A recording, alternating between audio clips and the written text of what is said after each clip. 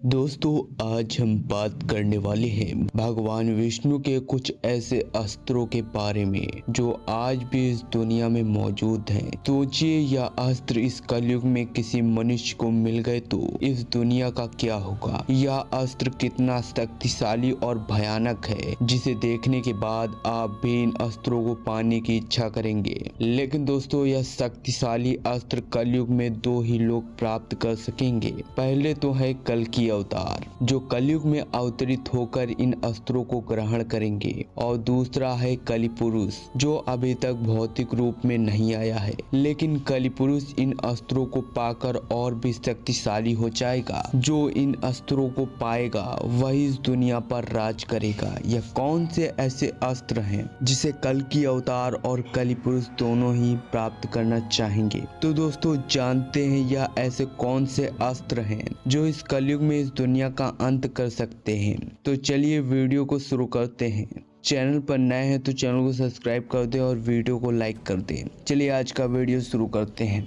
हमारे धर्म ग्रंथों में यह भी लिखा है कि भगवान विष्णु के 10वें अवतार यानी कल्कि अवतार ही भगवान विष्णु के अस्त्रों को प्राप्त करेंगे। लेकिन इन अस्त्रों को पाने के लिए उन्हें बेहद ही कठिन परिश्रम और तप करना होगा। इनमें से पहला अस्त्र है नारायण अस्त्र।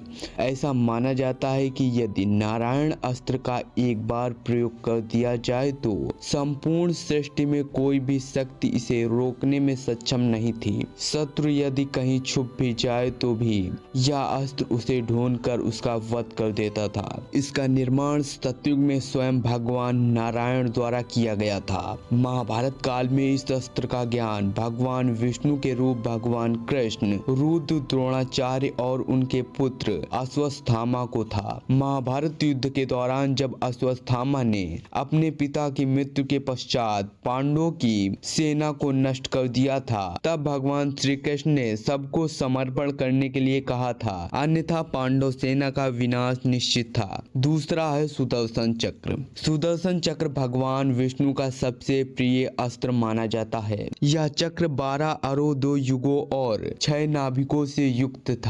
यह अत्यंत गतिशील और बड़े से बड़े अस्त्रों का नाश करने वाला था। ऐसा माना जाता है सुदर्शन चक्र को उंगली से घुमाने पर यह वायु के प्रवाह के साथ मिलकर अग्नि ज्वलित कर शत्रु को भस्म कर सकता था। चांदी से निर्मित यह देखने में बहुत आकर्षक और तुरंत संचरित होने वाला विध्वंसक अस्त्र था। इसके ऊपर और नीचे की सतहों पर लोहे के सूल लगे हुए थे। हमारा तीसरा अस्त्र है कौमोदकी गदा।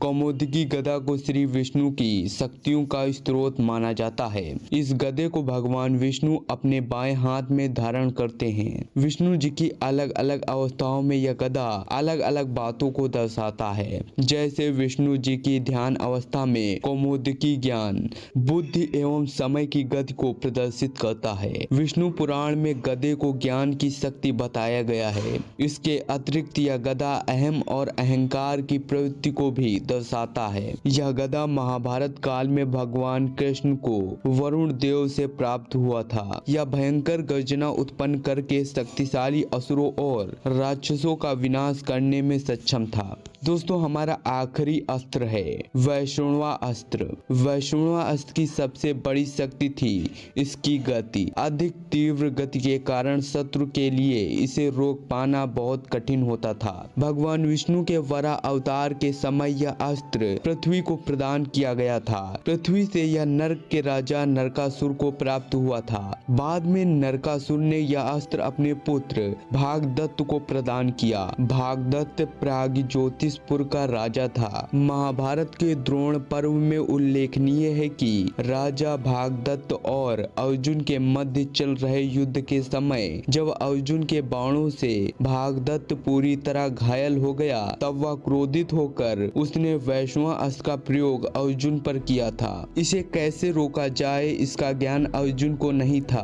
तब भगवान श्री कृष्ण ने बीच में आकर इसे अपनी छाती पर ले लिया और यह अस्त्र उनके के गले में वैजयंती माला के रूप में सुसज्जित हो गया। क्योंकि भगवान विष्णु स्वयं ही इसके निर्माता थे, इसलिए यह उन्हें हानि नहीं पहुंचा सकता था। महाभारत काल में यह अस्त्र श्री कृष्ण के अतिरिक्त भगवान परशुराम, भागदत्त महारथी कर्ण और कृष्ण पुत्र प्रद्युम्न के पास था। इस अस्त्र को संचालित करने के पश्चात यह पहले आकाश की ओर बहुत ऊंचाई तक जाता था और बिजली की गति से नीचे आकर शत्रु पर प्रहार करता था। तो मित्रों, आज की इस वीडियो के बारे में आपकी क्या राय है, हमें कमेंट कर अवश्य बताएं। चैनल पर नए हैं तो चैनल को सब्सक्राइब कर दें और वीडियो को लाइक कर दें। मिलते हैं अगली वीडियो में। जय हिंद, जय भारत, वंदे मातरम मित्रों।